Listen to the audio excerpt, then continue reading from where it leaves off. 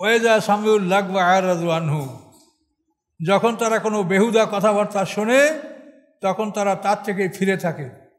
অসার কথা, দলিল নাই, প্রমাণ নাই, যুক্তি নাই, জানে না কিছু, শুধু কথা বলতে থেকে বক বক বক বক করে এগুলো সাধারণত আগে, এখন এই চর্চাটা একটু কম দেখি।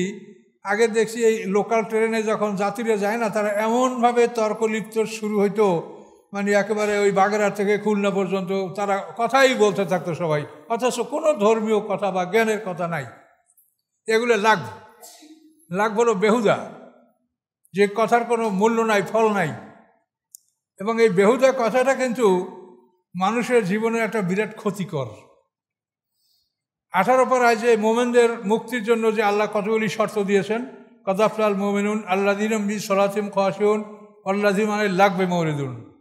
প্রথম শর্ত দিয়েছেন নামাজি বিনয়ী যারা হবে তারা মুক্তি পাবে। 2 নম্বরে দিয়েছেন বাজে কথার থেকে যারা দূরে থাকে, বাজে কথা বাজে কাজ যারা বর্জন করে তারা মুক্তি পাবে। দেখেন এই বাজে কথা বাজে কাজ, আপনি ফজরের নামাজ পড়লেন, তাদের সর্বমোট মিলিয়ে ধরেন আপনি 300 থেকে 500 ওয়ার্ড শব্দ আপনি আল্লাহর কালাম ব্যবহার করেছেন। কিন্তু এখন ফজর থেকে জোহর পর্যন্ত যদি আপনি 10,000 বাজে কথা বলেন, এটা তো সবই লেখা হয়েছে, সবই ওজন করা হবে, তাহলে এখন আপনার নেকামল হচ্ছে 300 বা 500, আর বাজে কথা আছে 5,000 10,000, তাহলে আপনার নেকামল কি ভারী হবে? সে নেকামল কি বদামলকে হালকা করতে পারবে? তা আপনি তো আসামি হয়ে যাবেন। এই জন্য বাজে কথা, যে কথা না বলে, যেটা আপনি দেখেন সংসারে ঘরে অনেক সময় এরকম ছেলে মেয়ে স্ত্রীরা তারাও এমনভাবে কথা বলে, যে কথা একবার বললে হয়, একবার না বললে 10 বার বলবে, না হয় ঘুরে বলবে, নাহলে এভাবে সেভাবে বলবে। এগুলো তাদেরকে বোঝাবার চেষ্টা করেন যে তোমরা এই যে কথা বলছো এটা ফেরেশতারা লিখছে, ওজন হবে।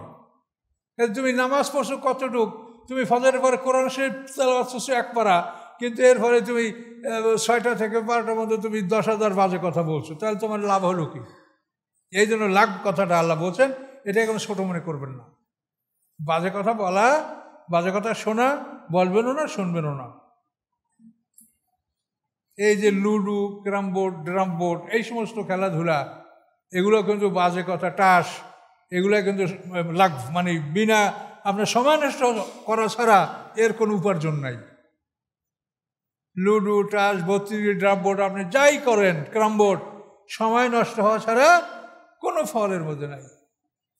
আপনাদের এতই সময় যে কিভাবে সময় নষ্ট করবেন, আর আপনারা শুনলে কি মনে করেন আমরা যে এত বয়স্ক, এখনও দেখি যে আমাদের মোটে সময়ই হয় না। যতক্ষণ সময় থাকে তখন এইটা পড়ি, ওইটা পড়ি, এইটা জানি, ওইটা জানি না, এভাবে আমাদের মোটে সময়তে হয় না। আর আপনাদের এত সময় যে কিভাবে কাটাবেন, ক্যারাম বোর্ড নিয়ে দাঁড়ায় গেলেন, 2-4 ঘন্টা কেটে গেল। তাই বুঝবেন যখন সময় আসবে যে এই সময়ের আপনার কত মূল্য ছিল।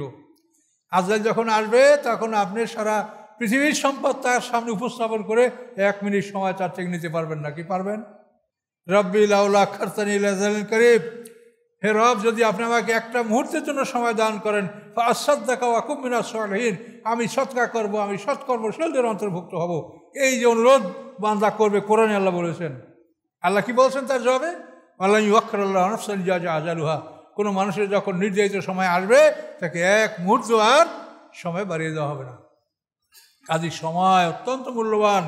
এই সময়কে আপনারা বাজে কাজে নষ্ট করেন না, জীবন সম্পর্কে জানার চেষ্টা করেন। আপনার নিজের জীবন সম্পর্কে আপনি জানার চেষ্টা করেন যে আপনার জীবনটা কি, এর শুরু কোথায়, শেষ কোথায়। এবং সবসময় একটা কথা মনে রাখবেন, আপনি আমরা সবাই মানুষ, আমরা একটা খাঁচা নিয়ে এখানে বসা আছি। এই খাঁচার মধ্যে একটা জিনিস আছে, এটা কি? রূহ, নফস এবং রূহ। এগুলি এটার মধ্যে আসে বলেই আমরা বসে আছি, কথা বলছি, শুনছি। এগুলি যখন চলে যাবে তখন লাশ। তাহলে এখন আমাদের এই খাঁচার মধ্যে যে প্রাণটা ঢুকলো, এটা কি আপনার কাছে বা আমার কাছে পারমিশন নিয়ে ঢুকছে যে আপনার মধ্যে আমি প্রাণ আমি ঢুকি? বলেন, এই প্রাণটা যখন আপনার মধ্যে ঢুকেছে, সে কি পারমিশন নিয়ে ঢুকেছে? কখন ঢুকেছে আপনি কি জানেন? জানেন না। আবার এই প্রাণটা যখন আপনার বের হয়ে যাবে, তখন কি আপনার কাছ থেকে অনুমতি নিয়ে বের হবে যে আমি এখন যাই স্যার? কি সে যখন যেতে যাবে তখন এখন এমনভাবে যাবে যে আপনি সমস্ত পৃথিবীর শক্তি, আপনার শ্রম কৌশল, আপনার স্ট্র্যাটেজি সব ব্যবহার করে তাকে আপনি রুখতে পারবেন না। কি পারবেন? লাইফ সাপোর্টে থাকেন আর যেখানেই থাকেন, কি পারবেন? তাহলে এখন এমন একটা জিনিস নিয়ে আমরা এই খাঁচার মধ্যে ধারণ করছি, এমন একটা জিনিস খাঁচার মধ্যে ধারণ করছি যে ঢোকার সময় আমার পারমিশন নিয়ে ঢোকে নাই, যাওয়ার সময় আমার পারমিশন নিয়ে যাবে না, আবার দ্বিতীয়বার যখন জীবিত হব তখনও আমার পারমিশনে সে আমার মধ্যে ঢুকবে না। সে আল্লাহ যখন আদেশ দিবেন ইসরাফিলের সিঙ্গার ফুৎকারি আমার এই খাঁচার মধ্যে আবার ঢুকে যায়। প্রথম সিঙ্গার ফুৎকারি এই খাঁচা তৈরি হবে, দ্বিতীয় সিঙ্গার ফুৎকারির মধ্যে প্রাণ ঢুকবে। তাহলে এখন আপনি দেখেন যে আপনি আমি মানুষ, আমরা কত অসহায়, এটা ভেবে দেখেন। আমরা কত অসহায় এটা ভেবে দেখেন। কাজে নিজেকে যেই শক্তিশালী মনে করেন, যাই মনে করেন, কিন্তু আমরা কিন্তু অত্যন্ত অসহায়। এই প্রাণটা ঢুকলো কেমন করে? আমি কি বলেছি আমি পৃথিবীতে যাব? এখন আমার উপরে এত বোঝা, এত কষ্ট, আমাকে আল্লাহর পথে জিহাদ করতে হবে, আমাকে সংগ্রাম করতে হবে, আমাকে সংসার ধর্মের জন্য এত কষ্ট করতে হবে। আমি কি বলেছি যে আমি পৃথিবীতে যাব? বলিনি। আমাকে এখানে আনা হয়েছে, আবার এখান থেকে আমাকে জোরপূর্বক নিয়ে যাওয়া হবে, আবার আমাকে পুনরায় জীবিত করা হবে। এটা আল্লাহর ইচ্ছা। এখানে আমি আল্লাহর সাথে কোনো মোকাবেলাও করতে পারবো না, আর এর সাথে আমরা কিছুই করার কোনো ক্ষমতা নেই। আল্লাহ বলেন তিনি যা করেন তাকে কেউ জিজ্ঞাসা করতে পারে না। লা ইউসআলু আম্মা ইয়াফআলু, তিনি যা করেন তাকে কেউ জিজ্ঞাসা করতে পারে না। ওহুম ইউসআলুন, তাদের সবাইকে জিজ্ঞাসা করা হবে। আল্লাহকে জিজ্ঞাসা করার কোনো ক্ষমতা নাই। আপনার আল্লাহর কোনো কথা, কোনো আয়াত, কোনো বিষয় যদি আপনার কাছে মনে হয় যে এটা এইরকম নাই ওই রকম হইতো, এটা আপনি তখন লাহাওলা পড়বেন, তখন আপনি বুঝবেন যে এই আল্লাহর এই কাজের উপরে আমি হস্তক্ষেপ করতে যাচ্ছি। তিনি যেভাবে করেছেন ওভাবে আপনি আত্মসমর্পণ করেন। আপনার আমার কি জ্ঞান আছে যে আমরা আল্লাহ একটা কাজ করেছে সেটা এরকম না করলে এরকম হইতো? অনেকে বলে আল্লাহ এইখানে এইটা বলতে পারতো না, আল্লাহ এইটা এইখানে করতে পারতো না। এটা যে কত বড় অপরাধ সেটা আপনি বুঝবেন সময় মতো। আল্লাহকে আপনি শিখাবেন যে কি কোন রকম নাজল হলে ভালো হইতো? কাজে খবরদার। দিন কথার মূল বিষয়টা হলো সারেন্ডার। ইব্রাহিম আলাইহিস সালামের জাতির পিতা, তার বৈশিষ্ট্য হচ্ছে কি? সারেন্ডার। ইজ কল রব্বু আসলিম কল আসলাম তুল রব্বিল আলামিন। আল্লাহ বলছে ইব্রাহিম তুমি সারেন্ডার করো, তিনি বললেন আসলাম তুল রব্বিল আলামিন, মহাবিশ্বের প্রতিপালকের কাছে আমি আত্মসমর্পণ করলাম। কাজে ইসলামের মূল বিষয়টা আত্মসমর্পণ। নিজেকে জ্ঞানী মনে করা হবে না। আমি আল্লাহর গোলাম, আমি নির্বোধ, আমার কোনো জ্ঞান নাই, আল্লাহর জ্ঞান থেকে আমি জ্ঞান অর্জন করব।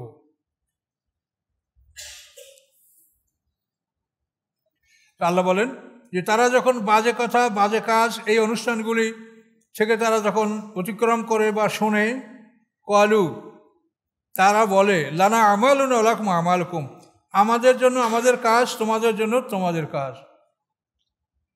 সালামুন আলাইকুম, তোমাদের প্রতি সালাম। অর্থাৎ তাদের সাথে তর্ক লিপ্ত হবেন না। এই সালাম মানে বিদেয়ী সালাম, যে ভাই মাফ করেন সালাম। আপনি এদের সাথে তর্ক লিপ্ত হবেন না।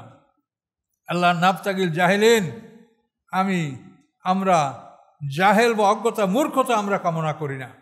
কাজে এগুলি কাজ অজ্ঞতা, মূর্খতা, জ্ঞানহীন কথাবার্তা বলা, এগুলি আমরা কামনা করি না। এই বলে তাদেরকে সালাম দিয়ে সরে পড়বেন, তাদের সাথে লিপ্ত হবেন না। ইন্নাকা লা তাহদি মান আহবাবতা, হে রাসূল, যাকে আপনি ভালোবাসেন অবশ্যই আপনি তাকে হেদায়েত দান করতে পারেন না। ওয়ালাকিন্নাল্লাহ ইয়াহদি মান ইয়াশা, বরং আল্লাহ যাকে ইচ্ছে তাকে হেদায়েত দান করেন।